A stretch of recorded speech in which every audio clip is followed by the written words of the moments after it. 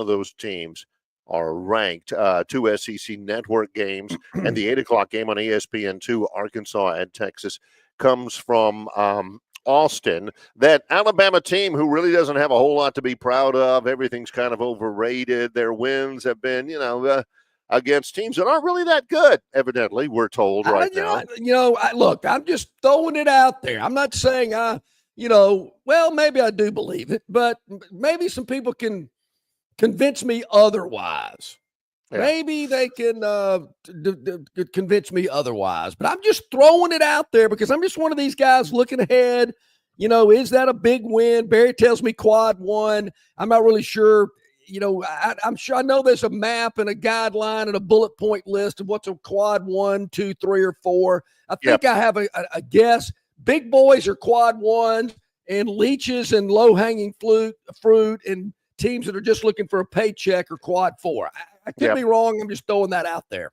Hey, Kirk says Barry's wrong in the way he explained it all. Kirk, if you could email me, because I've been doing college basketball for 30-something years, and if I'm telling everybody wrong, I sure would like to know. You can spend a moment and email me, tell me wrong. This was like a few days back and everything. Yeah. If I'm, it's hard to explain, but Barry's wrong. Love that. You can imagine how much I enjoy that. We are underway. Coming up a little bit later on, C.J. Duncan, right? You promised me we'd have a little C.J. Duncan today. Yeah, C.J. Duncan, bottom of this hour from Yellowhammer News. He'll join us. That Vanderbilt basketball team, hot and cold, and they're on a little cold streak. We'll talk about that among other things, and also your chats. Chat line's going pretty strong today already. We appreciate it. Hello to everyone out there. Tell all your friends to hit that like button, hit that subscribe button. You can check us out so many ways on X, on Spotify, on YouTube, on Instagram, of course, yellowhammernews.com. You can watch the show there. Also some content and a recap in the afternoons at yellowhammernews.com. So we appreciate it. And, of course, we're here on YouTube as well. So we appreciate it. Hit the like button, hit the subscribe button, and tell all your friends and associates. It is underway. He's John Longshore. I'm Barry McKnight. In association with Yellowhammer News, it's Longshore and McKnight, presented by Bud Light.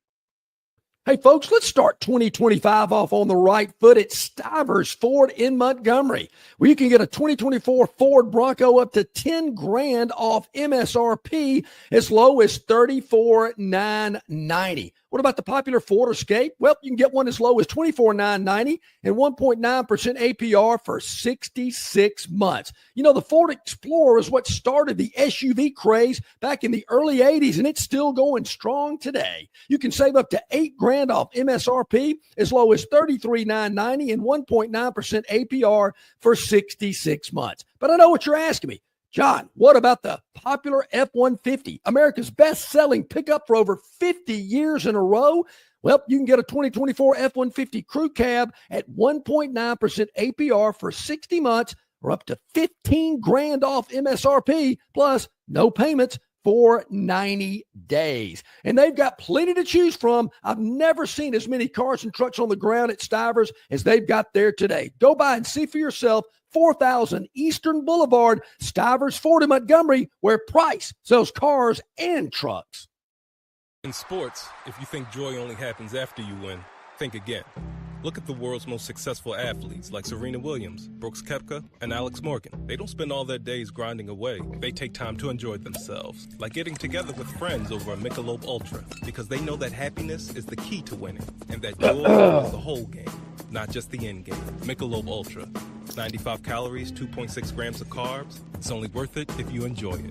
Enjoy responsibly. AB Michelob Ultra Light Beer, St. Louis, Missouri. Why Hands?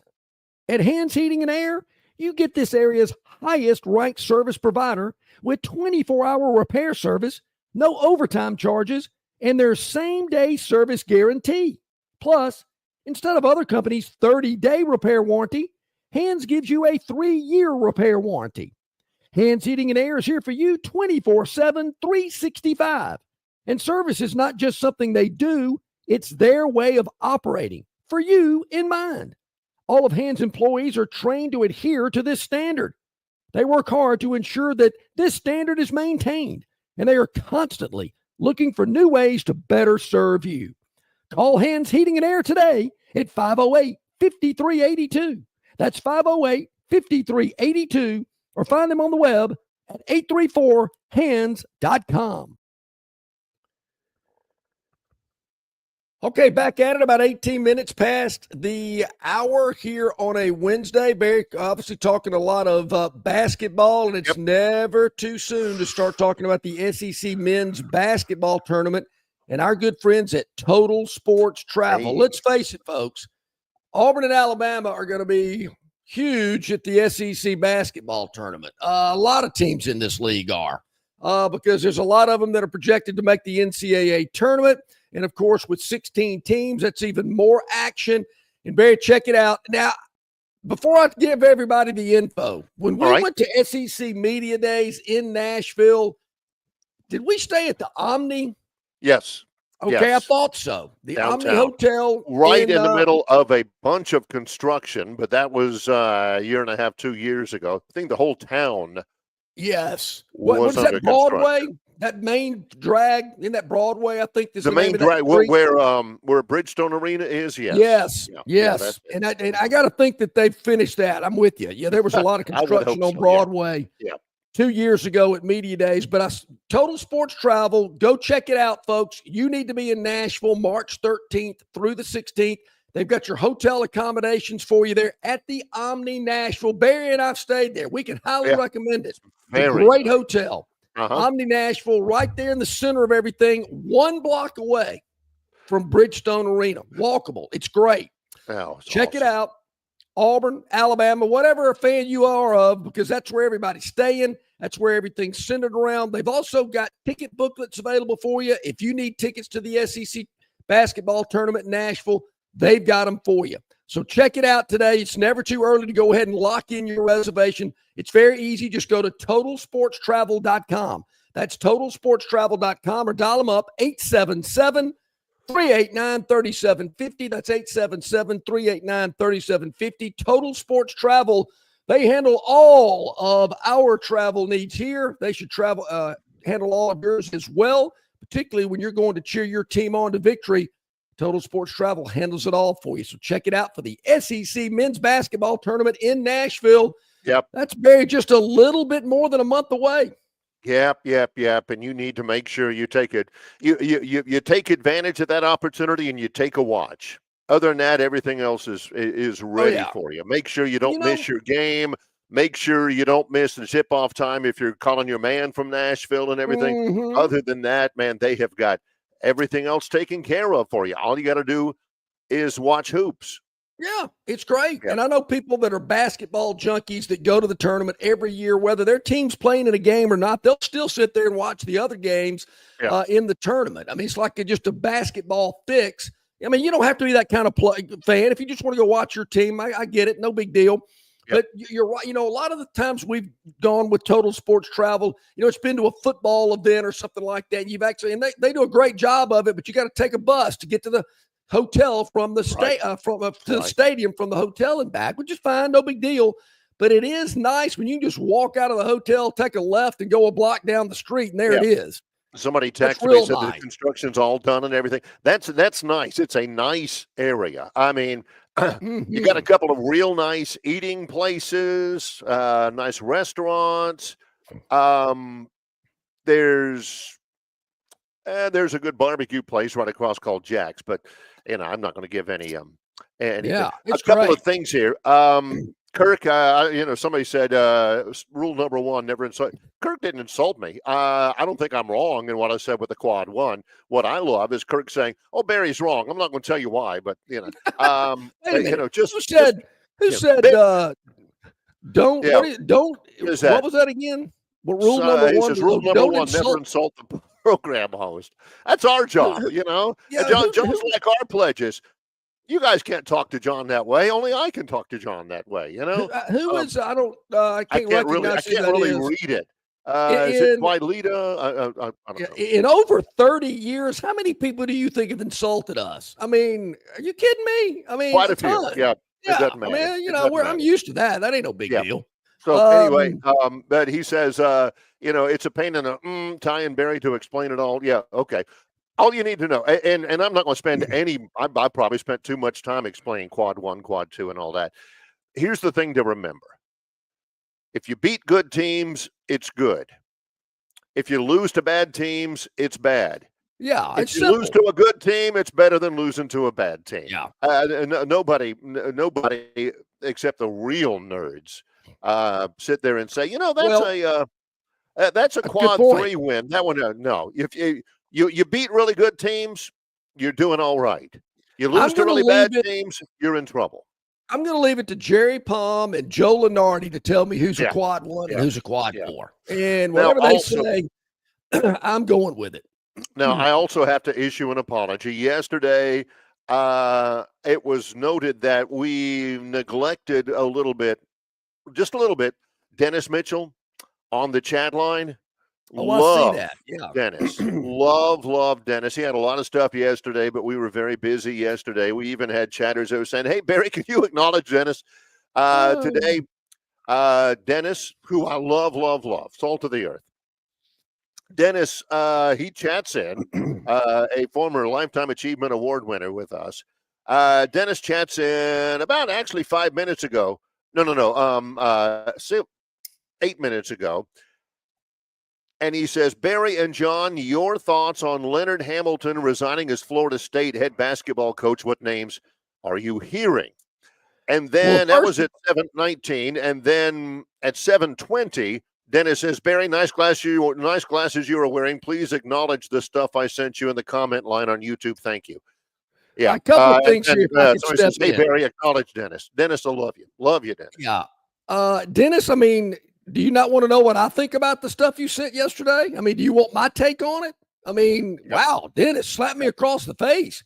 Well, I mean, wow, that kind of hurts. Also, the only Hamilton I know of was Hamilton from Fast Times at Ridgemont High. Brad Hamilton.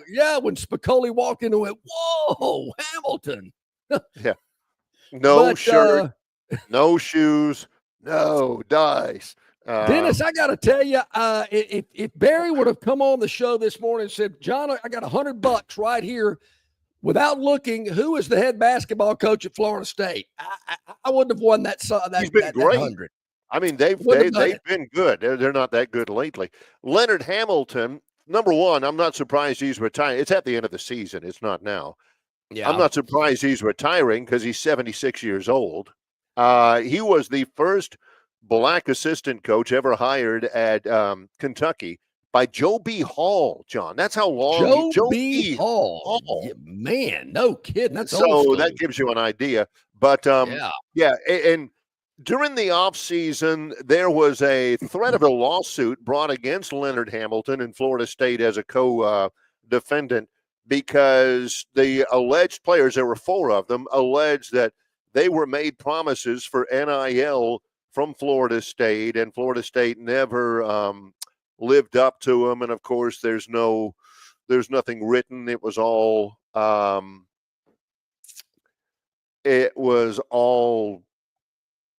verbal and all that. And so it's a lot like Tony Bennett resigning at Virginia. There's a lot of those guys where he's old school. This ain't what he signed up for. This is not the reason why he got into college athletics. Yeah, so there again, Barry, I got to tell you this. I haven't really been following Leonard Hamilton. The name did ring a bell. I will admit, I'm just kidding around, but there again, I don't know a lot about him. Yeah. The Joe B. Hall, when Barry mentioned that, I'm thinking, sounds a little familiar. The guy's been around a while. Yes. But something you just hit on. Is this another example of a coach saying, this isn't what I signed up for? He's a very good man, very good guy. And, been at it a long time. Players love him. He's won tons of NCAA basketball games and some big ones and all that. Very stand-up guy. And he says that's enough. Ty, that's the other thing about not Leonard Hamilton, but Brad Hamilton, was that bathroom scene cut in with Phoebe Cates getting out of the swimming pool. Moving in stereo? You kidding me? Woo! for what Brad Hamilton was doing, but I was more focused on Phoebe Cates getting out of the swimming pool. Man, can't anybody get any privacy around here or something like that? Could anybody knock? Anybody ever heard of knocking? Knock? Yeah, that was it. Anybody knock? Anyway, that's so there is that. If you look, there's a list of movies out there. That's one of them. If you've never seen it, you got to carve off about an hour 30, hour 35, and watch Fast Times at Ridgemont High. Same thing with Animal House, Caddyshack, Goodfellas, Casino. I mean, I could go on and on, but they're just staples. I mean, it's kind of like, things you just got to have in your movie repertoire. And then all this other stuff you can kind of watch as well. But you got to have that core of about 10 to 15 ones that are just, you got to. Yeah. It's got to be on your list.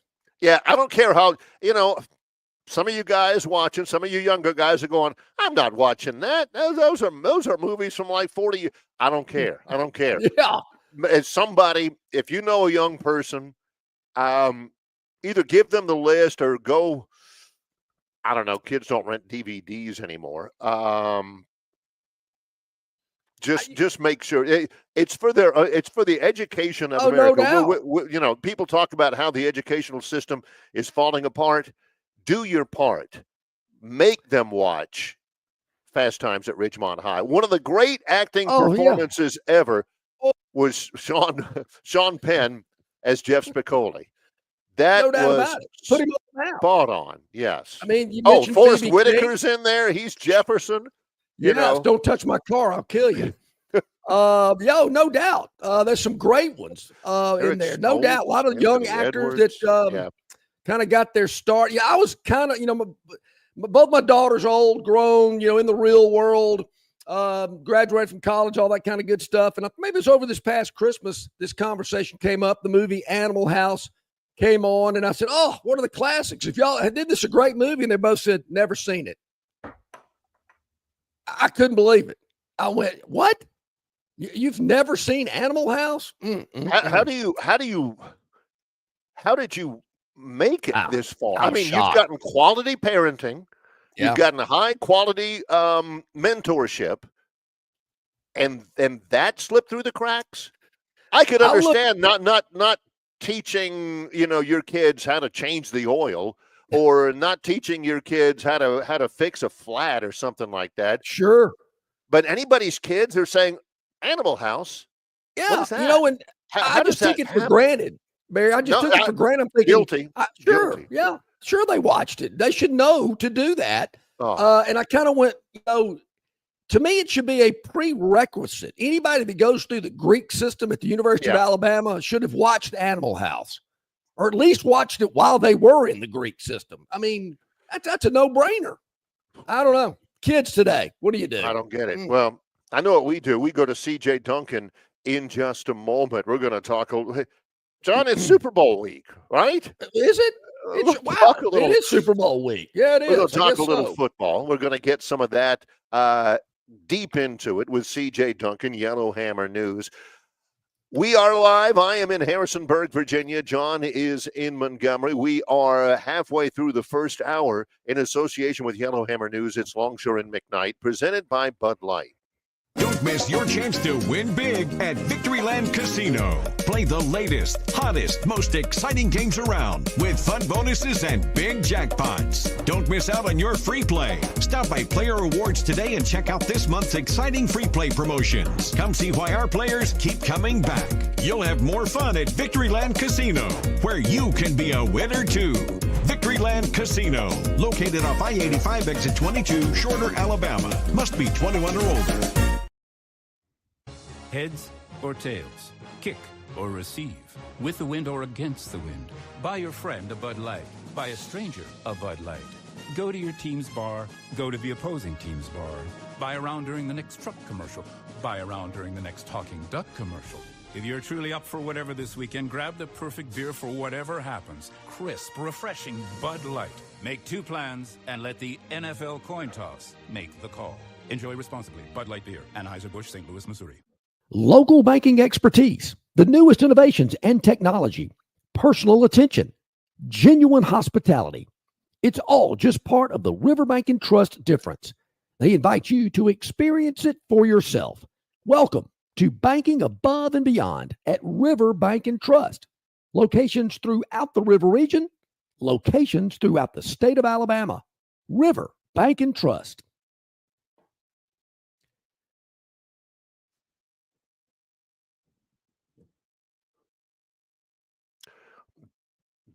Back again live here. It's Longshore and McKnight, presented by Bud Light.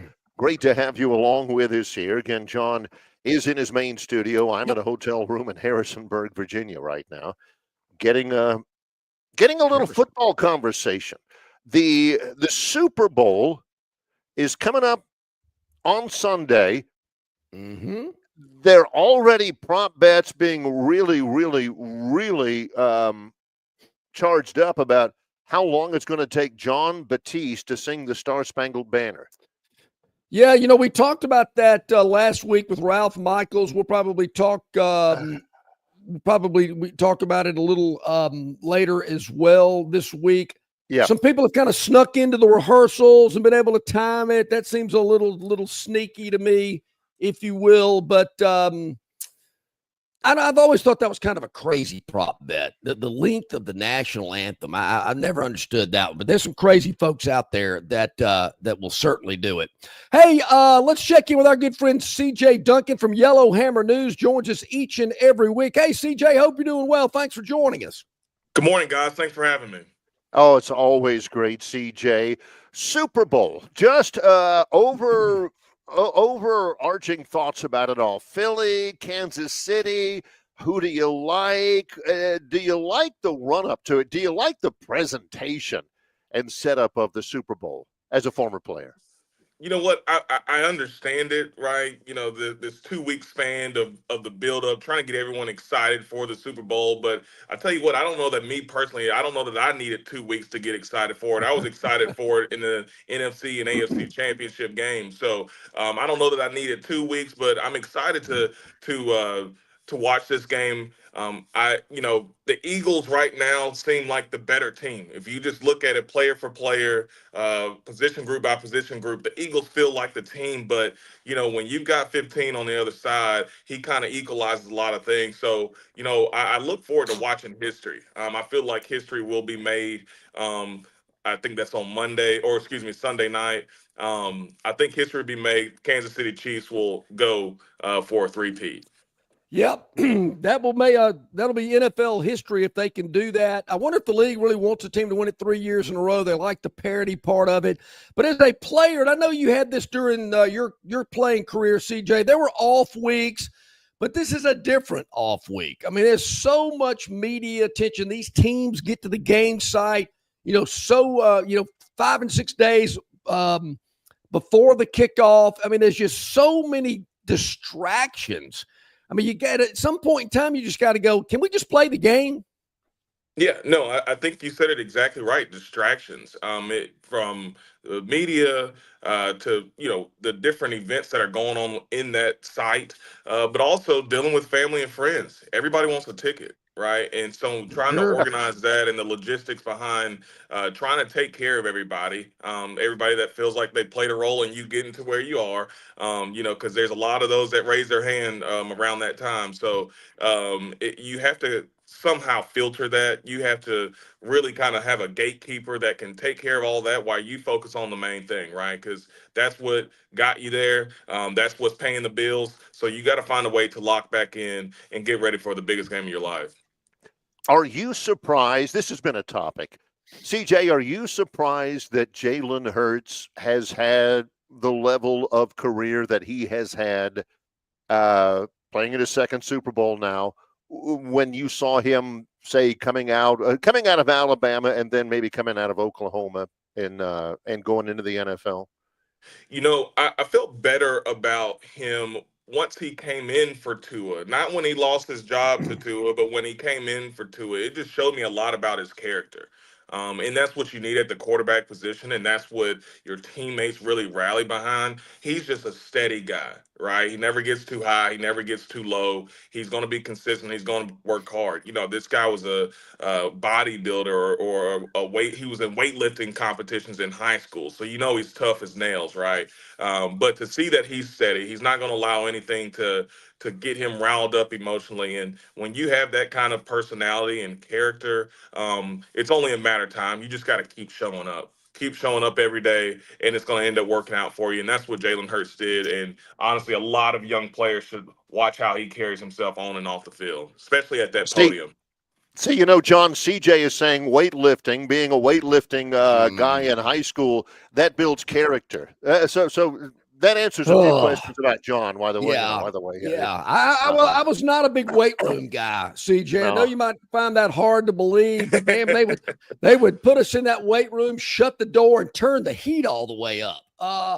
Man, I'd be sitting back there. I'd put about 120 on the bench press and just kind of, act like I was doing something in there. But, oh, man, those weights.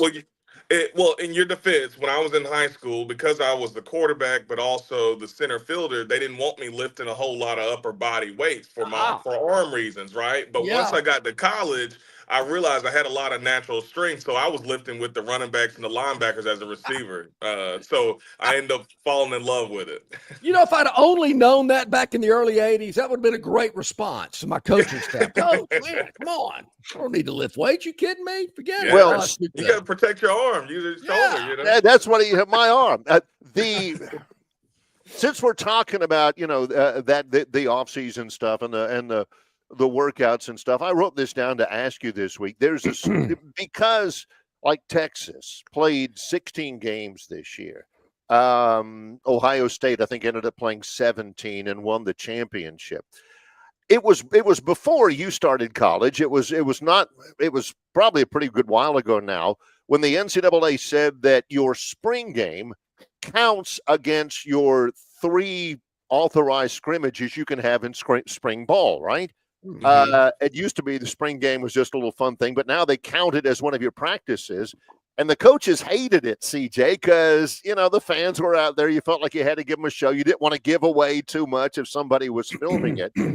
So now with a lot of coaches hating the idea of the spring game, although they'll say they love it for the fans, and the fact that teams are playing 15, 16, 17 games right now. There was a story earlier last month, I believe, where Steve Sarkisian says, not only are we going to get rid of the spring game, we may get rid of spring football all in all. Do you think that's realistic?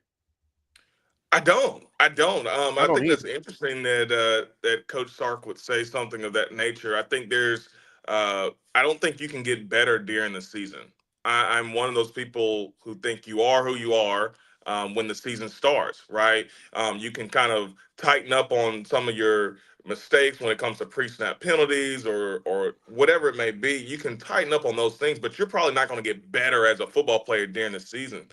You're going to get better as a football player in the off season. That's where the development actually happens. So I just think that you lose a lot of critical time with players, young players, to get them to grow at a very expedited rate prior to the season. And you can't wear pads during the summer. So when are you going to get better as a football player?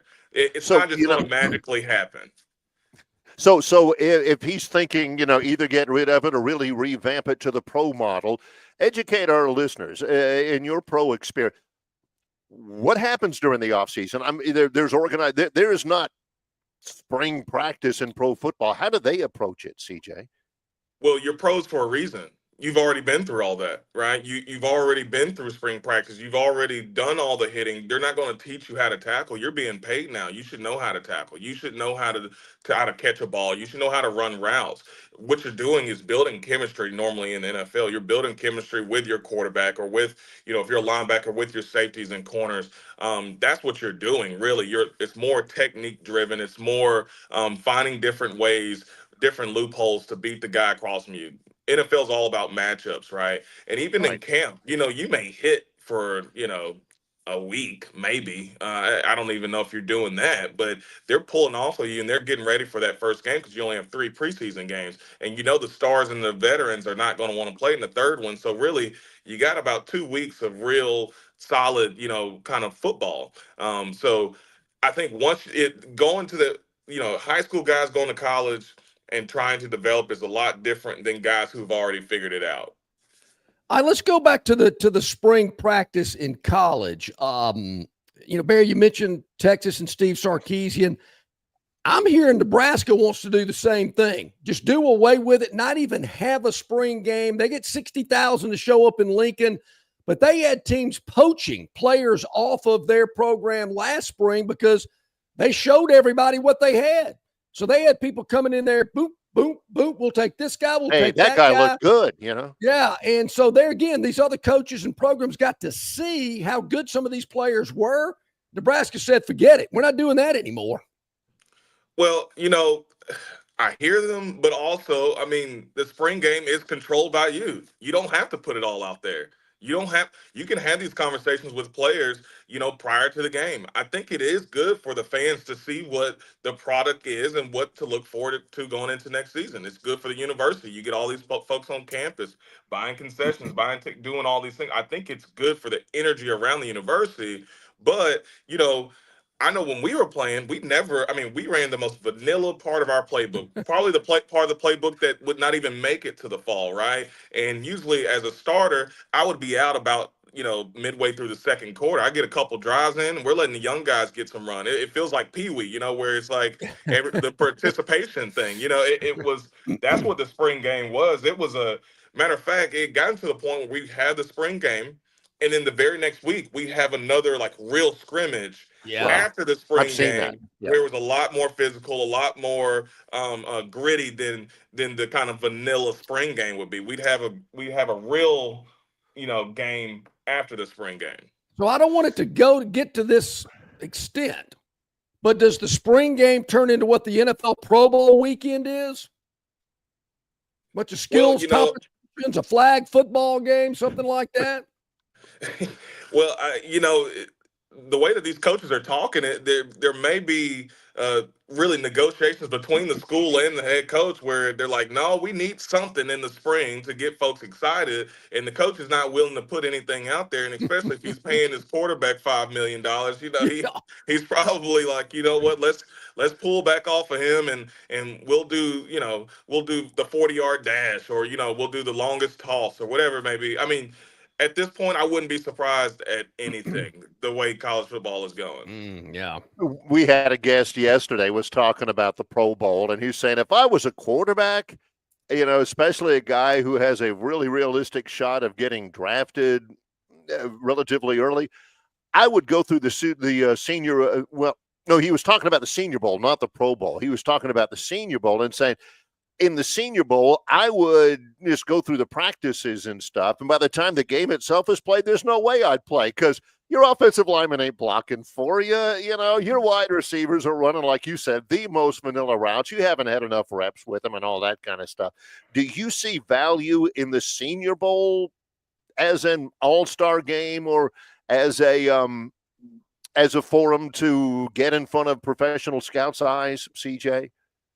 Yeah, actually, I see a lot of value in it, honestly. And what you're talking about, actually, there's historical precedent of that, right? There's a lot of folks, not just quarterbacks, defensive linemen, corners, receivers, if they feel like they've gotten done what they need to get done during the week, because that's when usually all the scouts are there. A lot of scouts will take off. Once the week is over, week of practice, they're gone. The GMs, whoever is there that are making decisions for that particular team, they usually don't stick around on that last day. You have a few that stay, but usually the work is done during practice. But I do think there's a lot of value in it. I think someone like Jackson Dart, he probably went from QB 4 or 5 to potentially being QB2 this year after this All-Star game. And I know that a lot of guys just need that one opportunity where maybe they don't play on TV as much. They don't play in the SEC. So these scouts have never seen them in person. They haven't seen how big they are. They haven't seen how fast they are.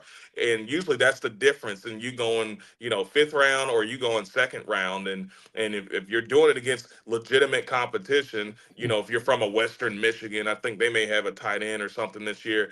It makes a difference in where you may go in the draft. CJ, in your collegiate playing career, did you have a lot of turnover with your position coach or a coordinator on your side of the ball? And the reason I'm asking that, there's been a lot of talk about Alabama hiring Ryan Grubb from Seattle, from the Seahawks. He was there at Alabama for like an hour before he left to go back. But they're pretty excited about it, and they're feeling there could be some differences. Asking you, did you go through that? And if you did, what type of differences or changes did you experience with new coaches coming in when you were playing? Yeah, that was pretty much my career. I never had anyone longer than 2 years, really. So I had two different head coaches, and I had three different position coaches and three different offensive coordinators while I was at Wow. Vanderbilt. Goodness. So you kind of got used to change. You had to adjust. You had to learn on the fly, and it just became natural after a while, right? You couldn't make any excuses because no one on the other side of the ball cared if you had a new coach or not. But it's very difficult. It is very difficult because people, how they coach and what their expectations are of you are different, right? There are some coaches that are very methodical and very detail oriented, and they want you to run a curl route exactly at 12 yards, and they want you to run back to the quarterback as fast as you can. And if you don't do that, you're not listening. You're not coachable. But there are some coaches that say, "Hey, listen, we're running a curl, but if you can tell there's somebody coming off the edge, there's a blitz coming. Hey, if you may be the hot route, cut that route to 10 yards, give your quarterback a window." Like, it just depends on the guy who's coaching you. And so, and then you kind of go from a spread style offense, then you may go pro style the next year, right? I've had a full season where the receiver group was clearly the best group on our team, and it got to the point where every game, every time we crossed the 50, he'd go 12 or 13 personnel. He's taking all the receivers off the field. We're looking at the coach like, we're about to score. We got us down here. The Yeah. receivers got us down here, and you're taking us off the field. You're putting two or three tight ends in at a Tight time, ends, and yeah. you know what I mean? So it's frustrating for a receiver where it's like we did all the work, and now, someone else gets they get the success behind it. And of course, it's a team thing, but it is, it's just a different thing to deal with when you have multiple offensive coordinators that think differently and believe that football should be played a certain type of way. Is it a thing where the language, the terminology changes? Is that a significant part of it, CJ? Yeah, but concepts are the same, right? There's only so many routes you can run. There's only so many blocking schemes you can have. It's the concepts are the same, but the lingo's different. Right. And so that ends up being the issue when you do have that turnover. And when you're playing, you don't want to be thinking too much. You want it to come very naturally. So if you're in the huddle, you break the huddle and you run out to your position, and you're still thinking, okay, what does that mean? What route do I really have? And so sometimes you'll see, if you watch a game, you'll see a receiver, they'll bend over like this, and it looks like they're really whispering to the other receiver, "Hey, what do I have out here? What are you running?" It's one of those kind of things. I'm telling you, it happens all the time. Watch the receivers in a game, and if you see them like look kind of hesitant, and they're like looking down like this, that's them asking the other receiver what they have on this play. Oh, I've always wondered that. Yeah, I did that too. Yeah. Let me ask you this. I heard a former player at Alabama talking about Ryan Grubb coming in and talking about, will the offensive playbook be completely revamped? Will they be running different formation style, whatever, that they were used to last year? And I'm interested to see, with as many changes as you had, was it similar to his answer? He said they will not change that offense much at all, if any. It's just they'll change when they call certain type plays in certain type situations. That will change, but basically the playbook is going to stay the same. I found that kind of surprising, but is that kind of the norm? You, you know what? It's not the norm, but I think that is what's best for Alabama, though. I think that's very helpful to the players that the coach is learning what they do rather than them having to learn what he does. I think it helps the transition a little bit better. And honestly, I don't think there was anything wrong with the offense, but I think he's exactly right. It's when you call the plays, that's what makes a coach special. Is Right. when you decide to call those plays. Like I said, most concepts are the same. It doesn't matter where you're at, what team you play. You can play for the Chiefs or you can play for Vanderbilt University. The concepts are usually the same. It's just a matter of when you call those plays. And so I would assume there would be less jump balls to Ryan Williams in the corner of the end zone. I think I think we're gonna move past that era of Alabama football where we just keep throwing jump balls until it works, right? So This is great stuff. CJ Duncan, Yellowhammer News, always very interesting and compelling. Look forward every time we get a chance to talk to you. Thanks for the time today. thanks, guys. Thanks for having me. Y'all have a great day. We'll Great talk day, next week, CJ. CJ. Great info, great conversation with CJ Duncan, Yellowhammer News, former collegiate player in the SEC as well. When he said the jump ball, Barry, I'm thinking my son's last season, I had a young man that played on the team with him. He was taller than anybody else that we played and very athletic.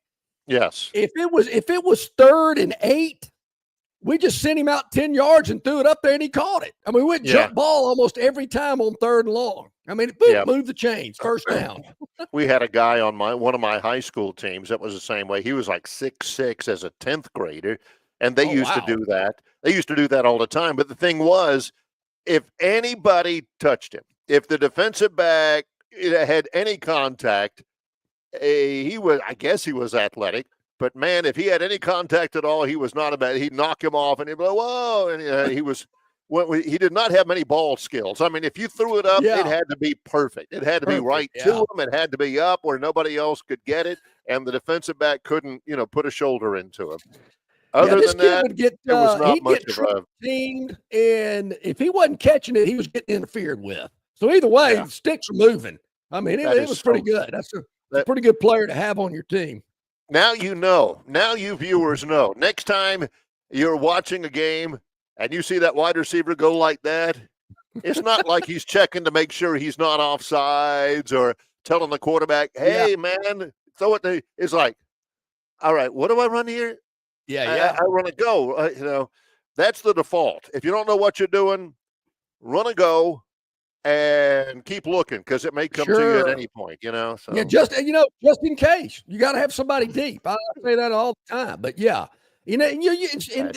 usually the wide receivers, but you'll see running backs doing it. Some linemen from time to time will, do it. And a lot of communication out there. Maybe they didn't hear the call. Who knows? Yeah, who knows? You got that guy. He's the wide out. You got the slot receiver, and you're going right when he goes in motion. You're like, oh man, hang on. Wait a minute. No. Now that's when you're in trouble. When the guy goes in motion and you weren't expecting him to go into motion, and then you go, what am I supposed to do now? Am I supposed to be on the line? Do I need to take a step back as I'm eligible? All that stuff. Am I running an out route or a slant? Oh, I can't remember there. Yeah. See that comes back to the story I told you many, many times before. My senior year, I knew I wasn't going to play, so I told Coach Lee, or I asked Coach Lee. I didn't tell him. I asked him, "Hey, can I move to wide receiver so I might get on the field a little bit more?" He kind of rolled his eyes and said, "Yeah, whatever. Get out of my hair. Go over there with the wide receivers." So I'm playing wide receiver in the latter part of my senior year. I'm in the game, and I run this route. I'm wide open. And I come back to the sidelines. I go, "Coach, man, I was wide open." He goes, No, I can't tell you what he said. He said, "No, bleep, you ran the wrong route." Yeah. Went, "Oh, did I really?" Oh, sorry about that. I would have been so what? I would have been more open if I'd have run the right route. Give me a break. Oh, that's great stuff. CJ Duncan, Yellowhammer News. Glad to have him. I probably should apologize to Charles Lee. I probably gave him a lot of headaches, both on and off the field. He's watching right now and saying, probably. There's no doubt. Well, we'll take a break. Coming up, we've got talk a little bit more maybe about Super Bowl. Anybody interested out there? And our topic wheel presented by Victory Land. I do think, Friday, just to preview, we're out at Stivers Ford in Montgomery where Price sells cars. we're going to be big game 59 heavy. You know, we got our man Lee Sterling from Paramount Sports, sponsored by Jim Massey Laundry and Cleaners, is going to join us. I believe the Phantom is going to be in for the last time. No applause, just hey, come on, easy. Last time for the year with his Super Bowl or big game prediction, and then Ralph Michaels from Wager Talk and the Gold Sheet. So we'll have a lot of super big game talk. Love to get your thoughts and opinions about the game on Friday, maybe some score predictions, things of that nature on the chat line, or you can email us. Mark emailed us earlier today. Mark, you emailed us, but we couldn't open up the attachment that you sent. Yeah. Yeah, it would not open. Longshore and McKnight at gmail.com via our Marguerite's Exquisite Jewelry email inbox. Yeah, that ain't working, Mark. Sorry about that. Also, a couple of things that I was not aware of. We're gonna ask about as well. William Black, dazed and confused is greater than FTARH, Fast Times at Ridgemont High. Dazed and Confused is on that one too. Dazed and Confused wasn't an 80s movie. Dazed and Confused was released in like 1993, and it was about the 70s. So it just kind of skipped over the 80s. Great movie as well. And John Dent says, attempting to tune in premium channels back in the day when your parents would never subscribe to those channels, or when that channel had a freebie promotion going. Oh, yeah. John's reflecting, thinking, Mom and Dad never went out for the evening, leave me alone. My favorite, Barry, was when same thing with those premium channels, the HBO, Cinemaxes, Showtimes of the world that got a little risque later in the night. Same thing with football games. There was believe it or not, our young audience, there was a thing called pay-per-view. And when every game was not on television, from time to time, there'd be a pay-per-view game. And you had to get this filter to screw into the back of your TV, and then you put the cable, you screwed that into the filter. That gave you the game. That you went to the cable company and bought the little adapter for $20 to watch the game. Well, I knew a guy that could get me a filter. So I never had to go. So, man, I think they called it a blown out cable box. I mean, I had everything on this cable box. I mean, it was, woo. The only problem was if it didn't work. Limitations run out. Yeah, you can say that now. Back in the day, and where did you get this from? Well, this dude in a Plymouth Duster had it in his trunk, and I paid $20 for it. Well, you get it from radio. And, hey, on college campuses, I mean, if you were the guy that could get a filter, woo, man, you had a very lucrative business. I mean, this guy's going around to every fraternity house. Hey, man, I got some filters for you if you need them. Some guy that used to work for the cable company just stole them and then went out and sold them to everybody. Yeah, either work for the cable company or work for the man. It's the top of the hour. Let's take a break. You weren't just looking at stuff on your phone all day, kiddies. You had to actually put a little effort into it and go get a filter. Be creative with it. And maybe, ride the ragged edge of legality, but hey, you got to watch the game. And that's all that matters. Yeah. We're into our second hour of the live show. He's John Longshore. I'm Barry McKnight in association with Yellowhammer News and CJ Duncan. It's Longshore and McKnight, presented by Bud Light. Joining us now is Marianne at Marguerite's Exquisite Jewelry, 8163 Vaughn Road in Peppertree. And Marianne, I can see behind you, the Valentine's decorations are already set up in the store. It's never too early to start thinking about that Valentine's gift. Exactly. Love is in the air at Marguerite's. We have lots of decorations to remind guys, I say, walk in or drive by that we are open. Valentine's Day is right around the corner, and it's never too early to think about Valentine's Day. We have beautiful pieces in all different price points, and beginning today, we're going to have cases to make it easy for guys to come in. We'll have a $199 case or a $250 or a $300, a $500, just to make it easy to shop, because Valentine's Day, again, it's right after Christmas, so guys have pretty much put on their gift thinking caps for as long as it's going to get. So we're going to make it easy for them. Just all they have to do is walk through the door, and we are fully staffed, ready to help people find the perfect gift. And Marianne, you're open 7 days a week. So it's very convenient for our viewers and our listeners. They can drop by any day. Tell us your hours of operation. Sure, we're open 10 to 5:30 Monday through Friday, 10 to 5 on Saturday, and noon to 5 on Sunday. So 7 days a week in the Pepper Tree Shopping Center. Look, folks, take it from me. A Valentine's gift from Marguerite's lets her know that, you know, you want to give her the very best. And, of course, they've got price points to really fit any budget at Marguerite's Exquisite Jewelry. They're at 8163 Vaughn Road in Pepper Tree, adjacent to Chappie's Deli. And go by and see Marianne and that great staff at Marguerite's. They will certainly make your Valentine happy. Hey, Marianne, have a great day. The store looks beautiful. We'll see you soon. See you soon. Thank you. Can you believe that Valentine's is what? Less than 10 days away? Don't be the guy that waits till the last moment. Go see our friends at Marguerite's today and get that over with. John always says something about, you know, you get the in-laws to watch your kids on Valentine's night or something. And if you don't go to Marguerite's, if you end up getting that drugstore box of candy or something like that, you better hope that your lawnmower shed doesn't leak, okay? Yeah, don't want to have that happen. Okay, hour number 2, Longshore and McKnight, presented by Bud Light. Yeah, over the last 20 minutes, we've had CJ Duncan and we've had Marianne from Marguerite's on our video stream here. You talk about classy. You talk about classing the joint up. CJ's CJ's awesome. one of my favorite people. Great human being, John. You know, just fantastic. a really good guy, smart and glib and a really good football player. Tell me if this is true, because I believe it is. This is from John Dent while CJ was on. He said, if you had the opportunity to see CJ play youth sports in Montgomery, you could see then he was a baller in every sport he played. CJ was a stud in college. He is like a local legend here in Montgomery.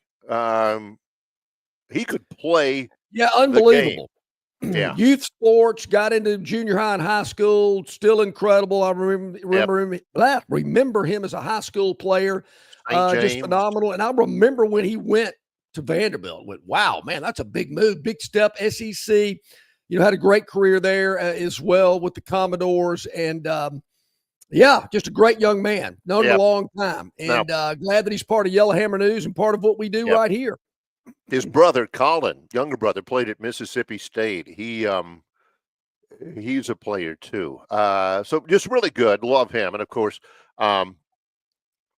we get a lot of insight from him, well presented and well spoken about you know, stuff like he said. I love it. If you see a wide receiver turn out, that means he doesn't know what the play is. All right, okay, that's helpful to me. I like that.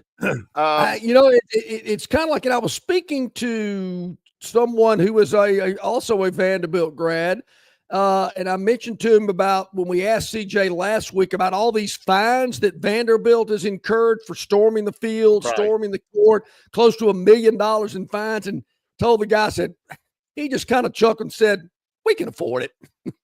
The guy told that dude got a kick out of that. He felt that was pretty good. Hey, it's Vanderbilt, you know? I mean, their endowment is huge. Can you take endowment money to pay storming the court fines or something? They probably wish you wouldn't, but I guess if you had to, I guess you could. Isn't it worth it? I mean, when you get a whole bunch of Vanderbilt alums together at, you know, I don't know, a legal conference or, you know, at a party on one of their yachts or something like that, and they're sitting around with the Glenfiddich or, you know, with the premium bourbon, and they're sitting here. Yeah, I remember when we beat Kentucky I remember when we beat Alabama in Nashville in football, and we all went crazy. We stormed the field. I actually, get this, Biff, I actually raced up to an Alabama player and said, we beat you, and then ran away. And you got all those other Vanderbilt fans that are going, I never got to storm the field whenever I was at Vanderbilt. Didn't get to storm the court or anything like that. We just took our shakers and went home at the third quarter because we were down 28. Yeah. Isn't that worth it to be able to say, yep, we stormed the court. I'm one of the only ones to have stormed the court against Alabama in football and Kentucky in basketball in that great 2024-2025 academic year. And all those other Vanderbilt people are going, we lost by 63 to Alabama whenever I was there. So we never beat them. Worth it. And Totally I think worth it. You know my stance on field storming and court storming. I don't get it. Pointless. Yeah. I think it's stupid. I've heard people argue the other way. Well, that's what makes college athletics different. Really? Is that what you want to be known for? That a bunch of people get on the field and then they get there, look around and go, well, now what do we do? What are we doing here?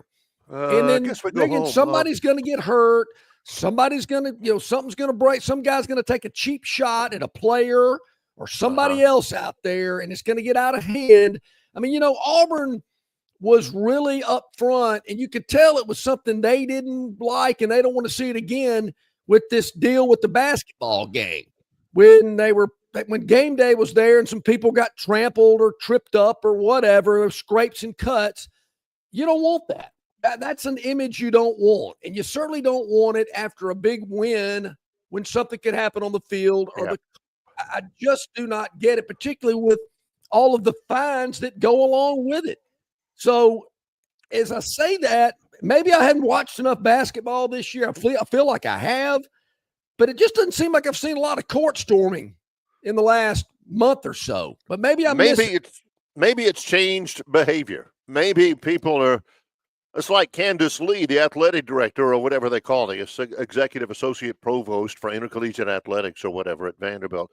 She's pleading with the students when they're up double digits against Kentucky. Please don't storm the court. We've already stormed the court of the field 2 times. This will cost us $750. We could use that money for NIL so we can get even better players. They didn't pay her a bit of attention. Not a bit. That's like the guy, John's famous guy, at the Superdome in the Ohio State Bowl game. Please do not enter the playing surface at the Superdome. And John's like, oh boy, hey, I never thought about that. Yeah. Getting on the field wasn't as hard as finding my way back to the French Quarter as a 15-year-old me and my buddy. At least I was with somebody. Hard enough finding your way out of the Superdome when you're on field level. I got lost. So let me ask you this, Barry, since we're talking about court storming and the like, just the scenario, just throwing it out there to kind of nibble on.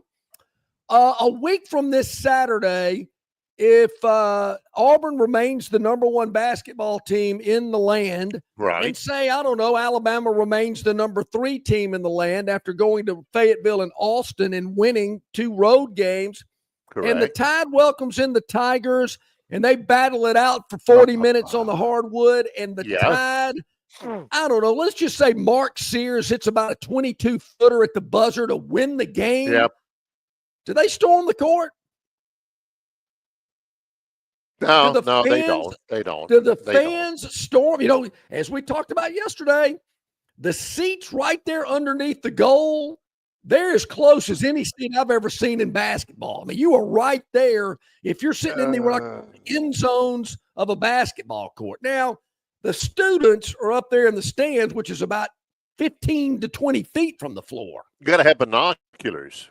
I'm saying they don't. You know what would happen?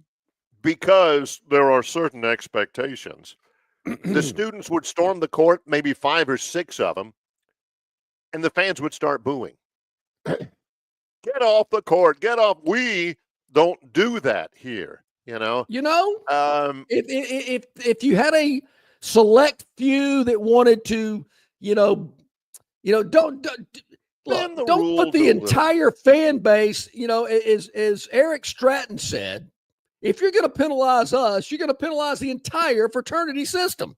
So if you tell, isn't that indictment on the entire American way of life or whatever? So if a handful go out there and get crazy, don't say the whole fan base did it. But if they have hundreds out there on the floor, thousands. Well, I wouldn't say thousands, but hundreds, maybe 1,000 or 2, possibly.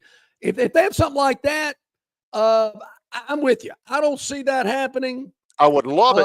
I would love it. We would have to have a special Sunday edition of Longshore and McKnight for me to point that out. Hey, they do storm the court just like everybody else. I would not like that. I wouldn't want to see that. But I wonder what that Mountain Brook crowd would think that sits there on the front row, sitting literally the entire game. Sits there. You know, if some, young college kid runs by him, oh, yeah, roll tide, whatever. He maybe bumps into him a little bit or whatever. They ain't going to like that either. They like their space. Gosh, I may not be able to continue with the show just trying to form that in my mind. So they would do it. Line, yay or nay? I mean, if that scenario plays out, Auburn's the number one team in the land, has been for about a month or so, maybe longer, and the Tide knocks them off. Are they not going to storm the court in Tuscaloosa? Hey, are they the fact that they and wait for the band up hit, da-na-na, hey, Auburn, da-na-na, we just beat the hell out of you, which I'm thinking, that's a whole nother story. I was doing many years ago, I was doing television when Reggie Sharp hit a mid-court shot for Auburn at Beard Eves Coliseum to beat Rod Grizzard and Mark Gottfried in the Crimson Tide in Auburn. They didn't storm the court on that one. Now, there were, people running around and all that kind of stuff. Yeah. But same scenario. Or was it Beard Eves? Reggie Sharp. Yes. Right. That name rings a bell. Yeah. That was about the one. Were there any seats near the floor at Beard Eves? I mean, no, there were not. Kind of Coleman kind of set up like it was set up with an indoor track and everything. So the actual, they ran some seats down, some of those retractable seats or whatever. Yeah. Before we go to break, we're going to change gears quite a bit here with some bad news. I've been waiting until the family made it not official, but the family made the announcement.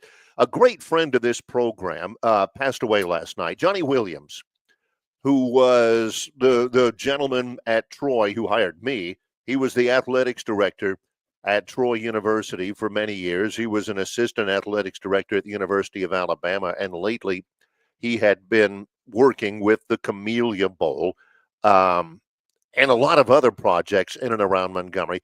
Johnny had been very sick for a while. Last night he passed, and I was waiting for the family to make the announcement. There's going to be plans and details later about his memorial and all that, but boy, it's heartbreaking to hear that. Johnny, he and I shared a birthday. We're both born on September 1st, and we always used to, text each other happy birthday, kind of tongue in cheek.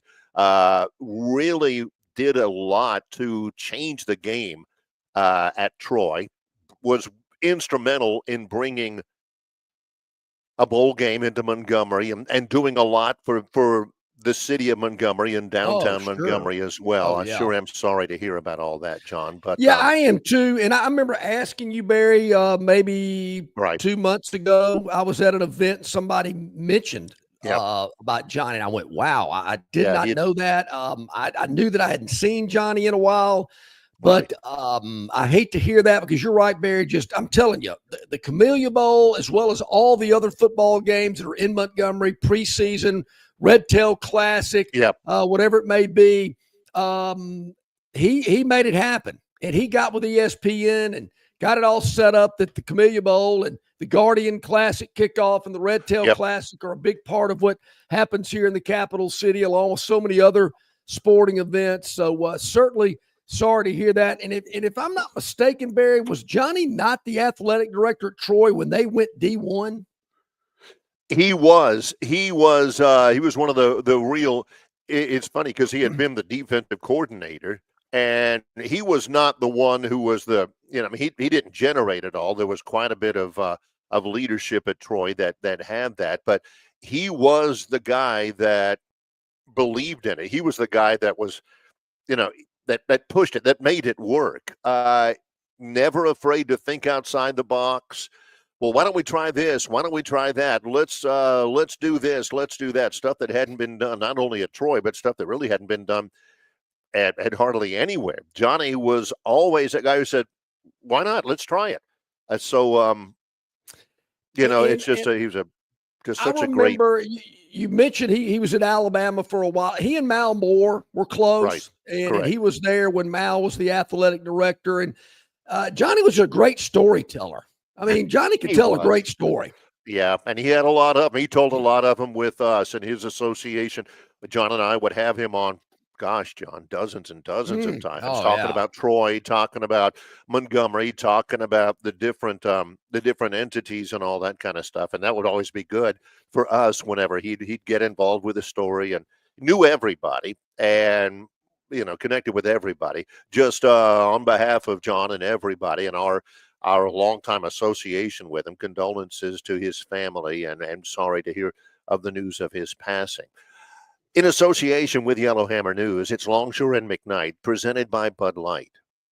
Hey, folks, you got to take advantage of the incredible holiday savings at Stivers Ford in Montgomery, where they sell America's best-selling truck for 50 years in a row, the F-150. And you can get an F-150 at 1.9% APR for 60 months or up to $15,000 off MSRP and no payments for 90 days. Hundreds to choose from. Your F-150 is on the lot right now. Also, F-150 Lightnings, $15,000 off MSRP and 0% APR for 72 months. What about the stylish Ford Bronco? Up to $10,000 off MSRP, starting as low as $34,990. And it started it all with the Ford Explorer. You can get one for up to $8,000 off MSRP, as low as $33,900 and 1.9% APR for 66 months. Folks, Stivers Ford is loaded with cars, trucks, and SUVs priced to sell. Stivers Ford, 4000 Eastern Boulevard in Montgomery, where price sells cars.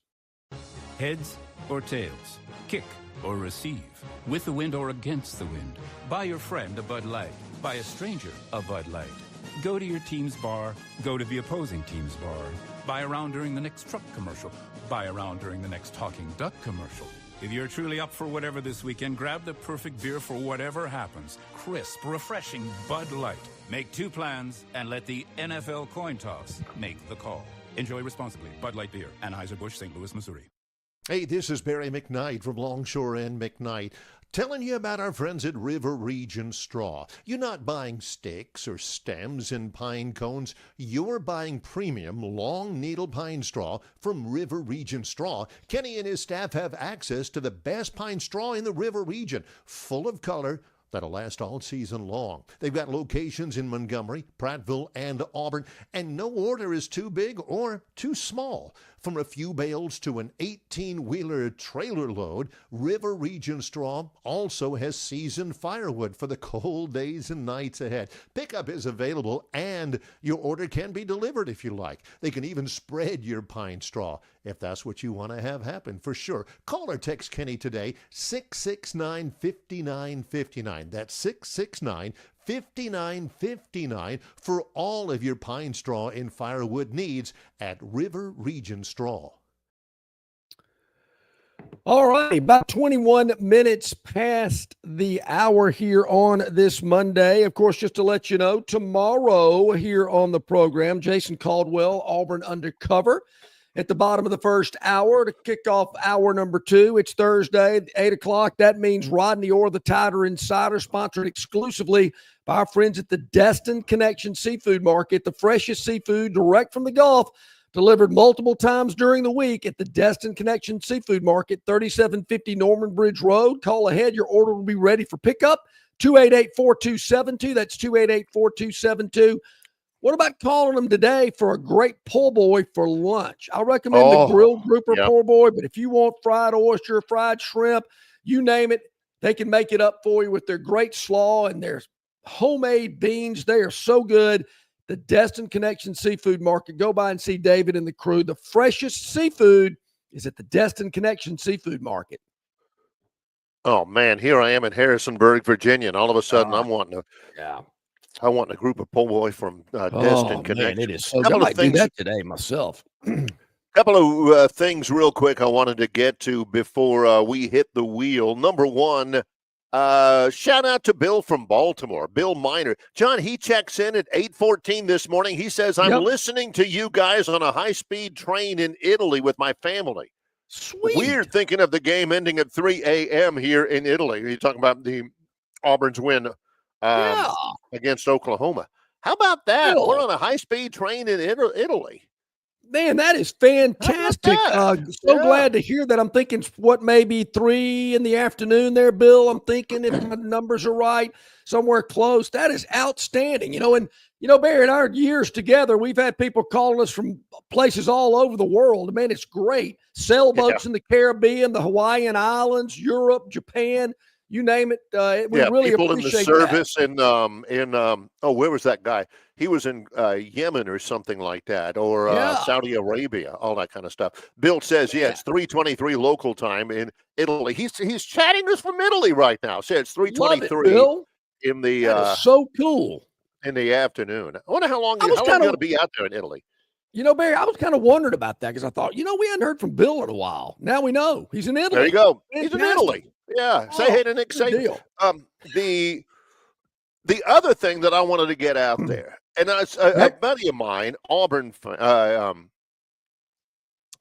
friend of mine, was texting me while I was on the bus from Richmond to Harrisonburg. And he put me on to this, and I've not done this for basketball. If you are an Auburn basketball fan and you guys can't go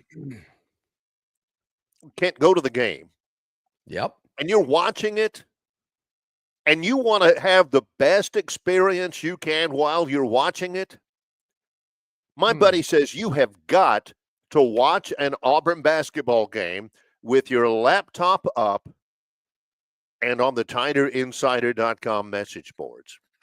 He said that is like all radio. Stan White got nothing on them. Try that. For instance, this is just randomly. I just looked at it just as we're talking. Bobby Flay on the open forum at TinerInsider.com says, I can live with Auburn being good, but the douchery makes it unwatchable. Yacker says, Fishback taking up for this crap is ridiculous. Somebody needs to go Kermit Washington on Chad Baker Mazzara. Kermit Washington was very famous for breaking Rudy Tomjanovich's face with a punch in the NBA one time. Great book on that by John Feinstein. Xerxes says, 10-minute odd promotional video while OU rallies a bit. And then some guy says, LOL at fat, meaning Chuck, saying Auburn and Duke have separated themselves. Somebody was asking him whether or not Chuck and, what's the guy, Tim Cook from Apple are buddies. And Chuck says, have you seen Tim Cook's checkbook? He says, you can't even mention me and him in the same sentence and all that. I wonder if Chuck contributes to Auburn's basketball NIL. Imagine he does. So I wonder if coaches go back to former players and kind of tap them on the shoulder a little bit and say, hey, can you help us out a little bit here? Oh, you think? Is that a trick question? Nate Oates has gone to Brandon Miller, who plays for the Charlotte Hornets. Was he the number 2 or number 3 overall pick? I can't remember. And says, hey, man, how about helping us out a little bit here? I think that happens. I think that happens in a lot of places. I don't think you're doing your job. That Pat Dye always used to say that was one of the best things he did when he was fundraising all that money at Auburn, was going to the former players. Did he? Say, was he a fundraiser? Well, Pat Dye's not cold calling some pharmacist in Tuscumbia. Come on. You know who he's going to, or he was going to. I mentioned Brandon Miller. Are the Charlotte Hornets the most least known NBA team? I mean, if you're asking people, to throw out NBA cities, I just don't think that's one people mention very often. And there was a period of time that they were really good. Remember they had that player from UNLV Yeah, that Larry played for 'em. Johnson. Yeah. Yeah. They had him. Gosh, they had some great players. B.J. Armstrong used to play for the Bulls, played for him. That's The just a team NBA's got that now. everybody The talks NBA's got about. that. You got Charlotte Hornets, Sacramento Kings, Oh. Minnesota Timberwolves, I think Memphis is pretty good. I hear people talking Memphis about Grizzlies. Memphis. Yeah. But nobody talks about it. If they weren't good, you'd never hear about them, which their time's coming. I mean, they won't be able to compete long.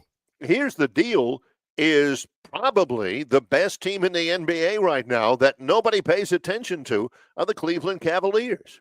Yeah. They are killing everybody. I think, and I'll look up their record. Nobody can tell me anybody, Donovan Mitchell maybe, but nobody else can tell me anything at all about the Cleveland Cavaliers. But they are absolutely killing it right now. Sure. Toronto Raptors, I know they won it several years ago, but they've kind of fallen off as well. I was thinking about that with professional athletics, baseball with Toronto Blue Jays, the Raptors, the NHL. When Trump makes Canada the 51st state, you won't have to deal with all that passport stuff. You just go in like you're going into, the state of Minnesota or something. Yeah. Zip in, no you zip deal. out. Speaking of that, this may be on the topic wheel. We're going to get to it, Chris. Yeah, it's coming. Don't bust a blood vessel here. But the Super Bowl, they're talking up the Superdome. Superdome underrated in terms of venues. They say in this article from Jeff Eisenberg, ask the average American sports fan to name the venues they most want to visit, and the Superdome isn't likely to crack many bucket lists. It doesn't have Wrigley's ivy-covered walls or Fenway's quirky design. It can't match a game day atmosphere of a Saturday afternoon at the Big House or a clash of rivals at Cameron Indoor Stadium. It lacks the big stage aura of Madison Square Garden, the modern amenities of SoFi Stadium, or the postcard-worthy backdrop of the Rose Bowl. And yet, while the Superdome isn't as revered as other iconic American stadiums, it boasts bragging rights in at least one respect. No other venue in America has hosted more legendary sports moments. It was where Michael Jordan hit the jumper for Carolina to beat Georgetown. It's where Chris Webber called that timeout for the Fab Five that they didn't have, and that was a technical, and they got to shoot free throws. I didn't realize it's where Roberto Duran said no moss when Thomas the Hitman Hearns kept hitting him over. Or maybe it was Sugar Ray Leonard. I didn't realize that. But I mean, the Pope has spoken inside the Superdome. The Rolling Billy Stones Graham have played the Superdome. Yeah. I actually go ahead. I was going to say, Barry, I think this is the 50th year, the 50th anniversary for the Superdome. Superdome was from the very first time when the Superdome opened, 1975, with message boards flashing, "Welcome to the future." Yeah. And you're like, this is the craziest looking stadium I've ever seen. So we're approaching 50 years. 50 years, 1975. Yep. Has been in place. It still looks great from the outside. It's been through some stuff. It's been a camp for people who have been forced to live there for weeks and weeks and weeks because of Hurricane Katrina. No doubt. And in the 50 years, there's no telling what weather conditions it's had to withstand. Yeah. For people that don't know, the Superdome was built by Blunt Construction, which was based right here in Montgomery. I did not know that. All these years, I never knew that. Built the Superdome, Standard Roofing, dealt with the roofing part of it, also from Montgomery. So a little knowledge there. But Blunt built the Superdome. The thing's 50 years old. And in those 50 years, Barry, they've had a lot of great events. And they have put a lot of money into it to refurbish it, to enhance it. The last time I was in the Superdome was, I believe, Alabama's game against Kansas State in the Sugar Bowl. So that was 2 years ago, I believe. Correct. They were undergoing construction. There were signs all over the Superdome of what they were doing construction-wise, really getting ready for the Super Bowl, spending, a ton of money, $400-500 million to get this thing up to where they felt it needed to be for a 50-year-old facility. I'm talking about, stadium clubs and premium areas and more food options, just all the types of things that stadiums today have. Right. And they're able to do that. They're able to make these alterations and changes and enhancements to make it just as good as it is anywhere else. I've even the Utah game, I've never had a bad experience at the Superdome. And the thing that I love about it, it's the easiest venue to get to from where everybody is. You go anywhere else, if you're in Pasadena or down at the Orange Bowl or you're in Tempe or any of these other places, you are so far away from the center of action. But everybody knows where you're going to be 2 days before the game, 2 hours before the game. You're leaving the French Quarter and you're walking to the Superdome. It's not that far of a walk. You can walk back. The location is perfect. The enhancements that they've made, the additions, the modernizing of it, I think is phenomenal. And you look at all these other cities that have built domes, torn them down, built another one, torn them down. Yep. 50 years ago, I'm sure they caught some crud in the state of Louisiana for spending all this money to build this facility. I think it's been money well spent. But they've gotten 50 years of that. 50 years out of it. And where else would you go? I know there's been times that, let's build a new facility. Where are you going to put it? Where in New Orleans would you put it that's in a better location? You couldn't put it in New Orleans. You couldn't. No. It'd have to be like in Kenner or someplace like that at the closest. You're exactly right. And I'm sure there'll come a day that, we got to do something, but I don't see any reason now. I mean, they put up the big jumbotrons in the end zone. And they also brought this, the new thing now is to have out seating, kind of lounge club seating right there by the end zones. They've got it in Dallas and Atlanta. They put that in as well in the Superdome. So, hey, knock it out. I'm all for it. And it will, on Sunday, become the first Super Bowl ever to be attended by a sitting United States president. Barry, they've had vice presidents. Albert Gore went in 94. George H.W. Bush in 82. Spiro Agnew went to the Superdome in 1971. Spiro Agnew. Man. Donald J. Trump will attend the Super Bowl, the first sitting president ever to do that. Barry, I heard that last night. And I went, really? I didn't. Yeah. Look, he is the guest of Saints owner Gail Benson. He's going to be sitting in her suite. So, that's great. And he's been to Tuscaloosa a couple of times. Was in Atlanta when Alabama and Georgia played for a game. I was there and had to get to this Mercedes-Benz Stadium a lot sooner than I normally would have. But for Donald, for Trump, I'd have done it. But man, you can call him Donald. Yeah, the security. The Super Bowl security is tight enough as it is. And then with the attack that happened at the Super Bowl, at the Superdome, in the bowl game, and now the sitting president, you might want to try to be there like 5 hours ahead of time. He's going to get, Barry, because that's kind of a corporate crowd. Not a lot of Jimmys and Joes at the Super Bowl. This is a corporate crowd. The ticket prices are through the roof. I wonder what kind of reception he'll get. It's going to be interesting. He didn't get a very good one at the Grammys earlier this week, but maybe the Super Bowl is going to be a little different.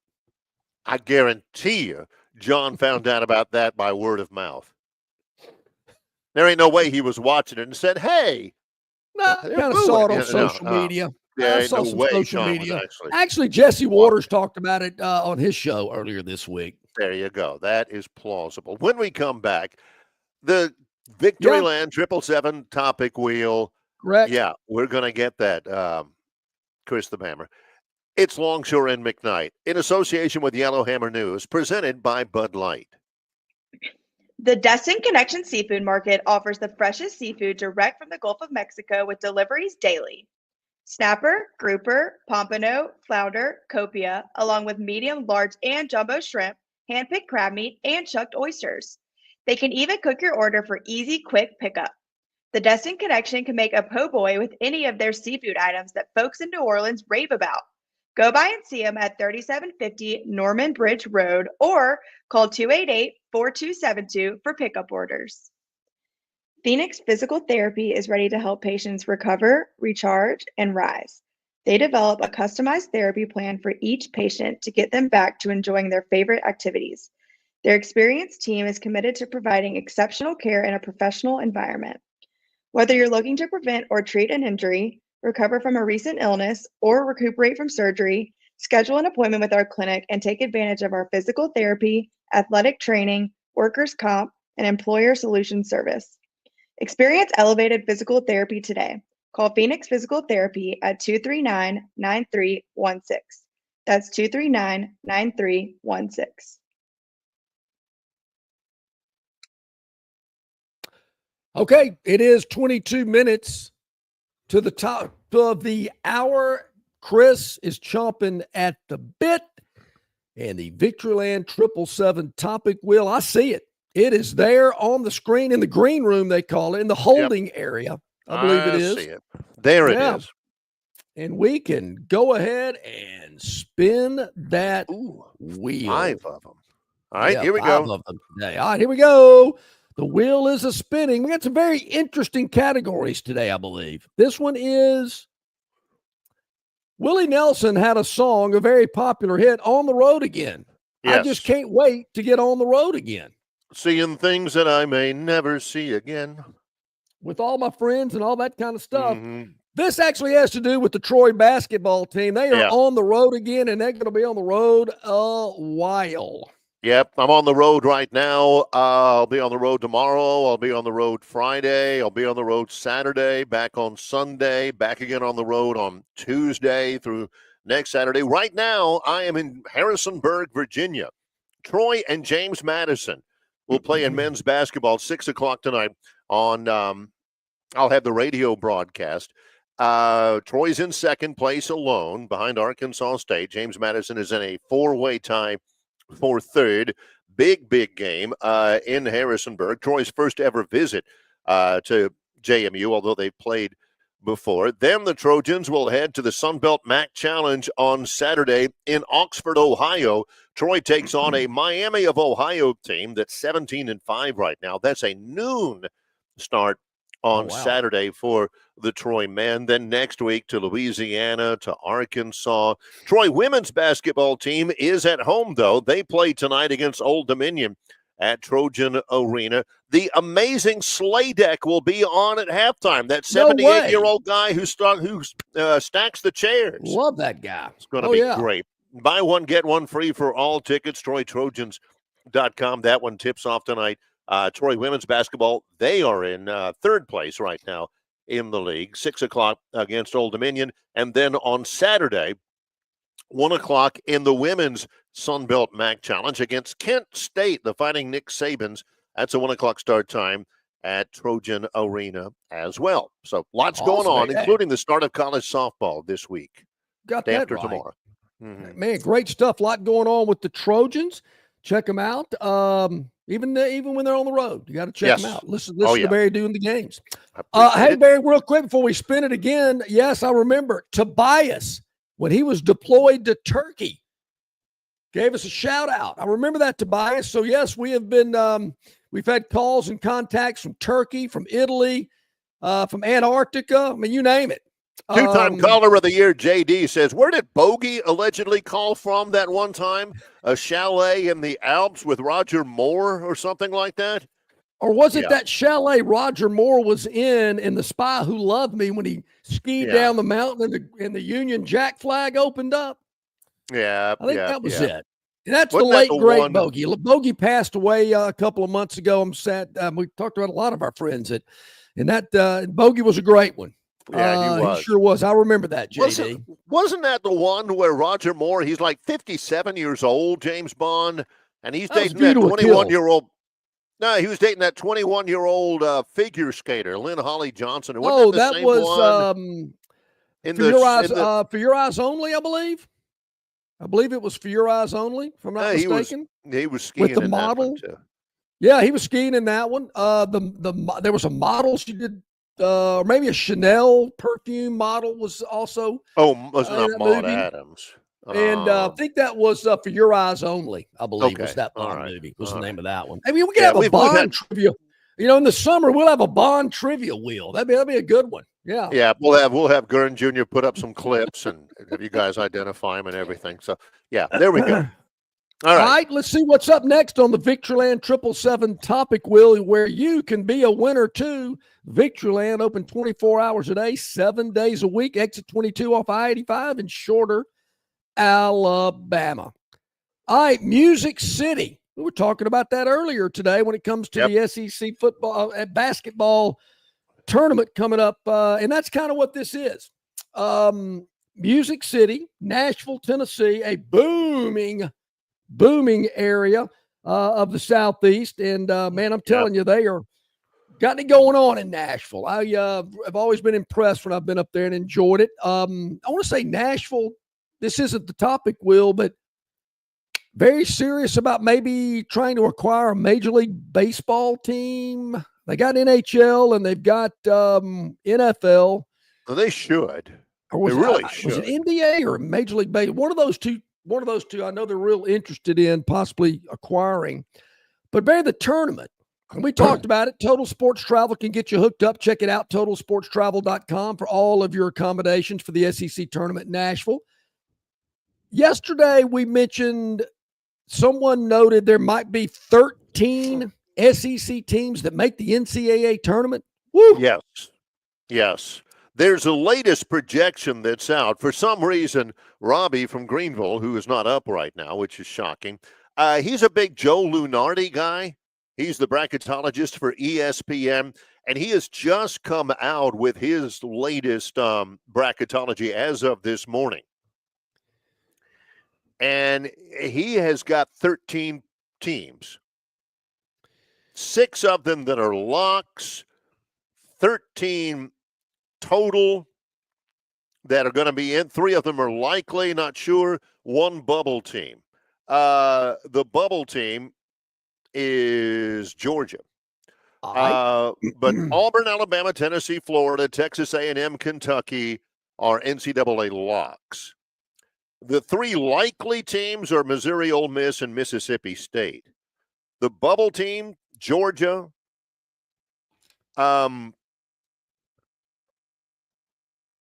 Oklahoma would be Oklahoma, Vanderbilt, Georgia, Texas.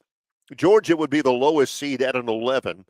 Texas would be in at large as a 9, Oklahoma as a 9, Vandy as a 10, Georgia as an 11. Arkansas would be among the next 4 out. They would be out. So possibly. So that's 13 out of 16. I mean, my thought would be not likely, but possibly 13 SEC teams are going to make the NCAA tournament. That's going to make the SEC tournament incredible. When you've got that many good teams playing in a conference tournament over a 5-day period, that's a lot of great basketball action. Yeah. So if you're heading to Nashville, you're going to be in for a real treat.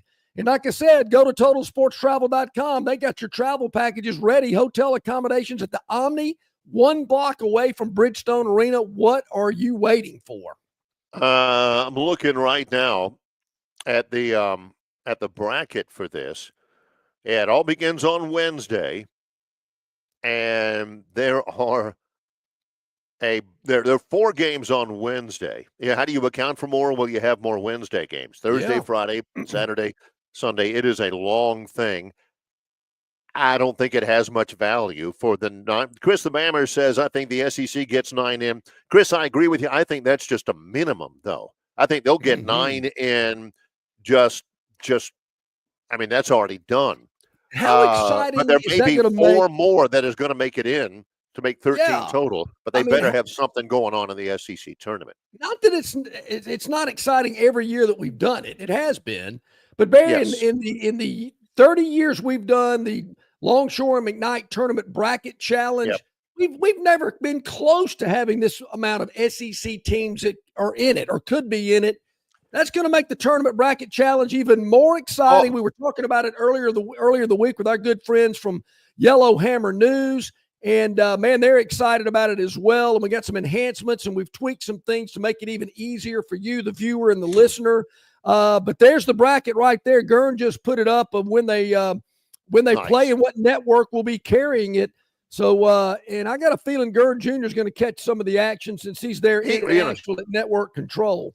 Well, knowing Gurn and knowing his background, watch out for Gurn, mop guy on the baseline of the end zone underneath the basket. You may see him. If that's you, we're going to get you a Longshore McKnight T-shirt. Give us a little pub on that one as well. Kidding. And in case you're wondering, John's talking about Nashville and how it's growing and how it's really kind of getting itself more in the public. Get used to Nashville. The contract runs. Well, there's an option to extend the contract after 2030. They have an option to extend that contract to 2035. So, the next, 10 or 11 of them, they're all going to be in Nashville. There ain't going to be no moving around to Orlando. Remember that year they had it in St. Louis and they played Crickets? I wonder, Barry, when Nashville gets their new football stadium built, their dome facility, does the SEC football championship game end up there? Because to me, there's nothing worse trying to get to the Mercedes-Benz Superdome or whatever it's called in Atlanta. It's hard to get to. There's no tailgating environment. You're in a concrete jungle of downtown Atlanta. I don't get it. There's three things about Nashville that always strike me, and for some reason we're the Nashville Chamber of Commerce today. Love the downtown area. Love the area near Bridgestone and over there, like John said, by the Omni hotel where we stayed for the SEC Media Days. Love the Batman building downtown. The traffic, though. The traffic. Trying to get through Nashville. And once you're in Nashville, it's pretty good. But, geez. All right, here we go. Back to it. All right, let's spin the wheel once again. We got three more to go. Let's see what comes up on the Victoryland 777 topic wheel. Hey, Mal checked in. Hey, Mal, how you doing, man? It must be baseball season because he's already talking about the Dodgers. But, Mal, you got to give some type of jab to the Braves while you're at it. Come on. That's not like you to not dog the Braves. No excuses. All right, Barry, this is pretty simple. All right. What could this Are there no more excuses for Kalen DeBoer and this Alabama football program after 1 year? Is that too soon? I don't think so. You got your offensive coordinator, Ryan Grubb. You got depth. You got plenty of 5 stars. Should be more of a comfort level after a year in. You know, you've kind of figured out what's going on and you've gotten your lay of the land and you've kind of gone through that first year and the loyalty issue and all that kind of crap. Is it too soon to say there are no more excuses? I mean, if you don't make the playoff, it ain't going to be good for you. There are other good teams in the country. There are other teams that are excited about their coach and geeked up about their new offensive coordinator who's going to be the real difference that was missing last year. If we'd had him last year, we'd have won the national championship, no doubt. Other teams may have something to say just because Alabama decides that, okay, we're not accepting this anymore. We are done with the excuses. Therefore, we will make it into the college football playoff. There's more to be said than just wanting to do it. If there was, it would be a 133-team college football. Well, I get you there, but I think people around or Bama fans think that they're a little different from everybody else. So I agree with that now. Yeah, no excuses. You got everything in place. Don't want to hear about first year and adjustments. No, I got to, there again, I don't, unless it completely the bottom falls out, they're not getting rid of him. We talked about that earlier in the week. Something, really's got to happen bad. But there again, I think this team has got enough depth, got enough 5 stars, they got the coaches in place that they want. And I know the schedule's a little difficult, but they got to make the playoff. And if they don't, they don't have any excuse. Chris the Bammer says 3 years minimum, John. 3 years Yeah. minimum. Oh, yeah. 3 years Is minimum. that before they Unless make it back to the college football playoff, or that's how long they're going to put up with Kalen DeBoer? If they go 4-8, Chris, I'm not sure he makes it to year 3, but we'll see. But I don't know. I just think they seem to kind of have everything going their way and in place like they want it. We'll see. Hey, Barry, our good friend Brian Reynolds is the director of golf at Cambrian Ridge in Greenville on the Robert Trent Jones Golf Trail. And Brian, man, the weather is just getting great temperatures, plenty of sunshine. And I know you got a lot going on down at Cambrian Ridge. Hello, my friend. Tell us about it. Hey, we're just excited to have a break in the weather. We had that record snow down here in Greenville. We had, 6.5 inches, just blanketed the course. Had to cover and protect those greens for a week, and we got them open back up. And I'll tell you, the place is dried out. It's looking good. It's ready for spring play. The new merchandise, clubs, balls, shirts, hats, it's all rolling in for spring. So come on down to Greenville and check out Cambrian Ridge if you got some time. Yeah, we're going to certainly do that, Brian. And you mentioned all the snow and all the bad weather. I know there was a lot of beautiful pictures that were taken of the golf course. I'm sure you'll probably have up in the clubhouse at some point in time. But, man, the weather is great. Warm temperatures, plenty of sunshine. And you mentioned that new merchandise, all the new equipment for 2025, the apparel, everything. Your pro shop is fully loaded. So get your group together and head down to Cambrian Ridge. It's a short drive from anywhere in central Alabama, and it's well worth it. If you've never been, you'll be amazed at just how beautiful this golf course is and the shape that it's in. And if you have been, it's time to go back. For tee times and more information, Brian, what do our viewers, what do our listeners need to do? Hey, they just need to pick up the phone, give us a call at 334-382-9787, or you can go to www.rtjgolf.com, find any information you need. And don't forget, it's not too late to get that trail card and keep on saving throughout the year of 2025. Yep. That's exactly right. Brian, thank you so much, my friend. We greatly appreciate it. We'll talk again soon. Thanks, guys. Have a good week. You too, buddy. You too. Yeah. 6.5 inches in Greenville. That is a ton of snow. Holy smokes. They've been unbelievable. I mean, some of the pictures that I saw, Barry, of Pensacola down in South Alabama as well. I got some friends down in the Lillian area. They're showing me the pictures. I mean, it was unbelievable how much snow was down there. Only in Alabama can we have 6.5 inches of snow, and 2 weeks later, it's like 75 degrees. Here's Robbie. There we go. There we are. Yeah. Kentucky defense was awful. Looked flat. Emotional loss. Calipari, Arkansas. Stuff we talked about. Let's take a break. Yep. When we come back, we'll wrap it up. It's our Wednesday show in association with Yellowhammer News. It's Longshore and McKnight, presented by Bud Light. Don't miss your chance to win big at Victoryland Casino. Play the latest, hottest, most exciting games around with fun bonuses and big jackpots. Don't miss out on your free play. Stop by Player Rewards today and check out this month's exciting free play promotions. Come see why our players keep coming back. You'll have more fun at Victoryland Casino, where you can be a winner too. Victoryland Casino, located off I-85 exit 22, Shorter, Alabama. Must be 21 or older. Book tee time sooner. Save on every round. That's what you get with the 2025 RTJ Trail Card. Destination golf is closer than you might think.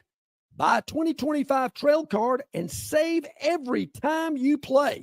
Plus, you will be automatically entered into the Trails Loyalty Program. Enjoy 10-day advance reservation privileges at each location.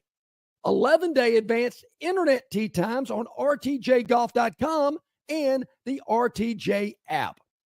Enjoy the benefits of a 2025 Trail Card. It makes for a great stocking stuffer, and you save on every round you play in 2025 on the Robert Trent Jones Golf Trail. Couple of minutes to the top of the hour. Barry, I only saw Mal's, I guess, last post, but it got started with Mal saying Robbie is busy looking for that 2024 World Series trophy in Atlanta. Oh, Mal, I've missed you. Mal, didn't you see all those injuries? Didn't you see all that? And now the Dodgers have opened up that checkbook, and I love the Dodgers, but man, come on. There should be no trash talking about the Braves.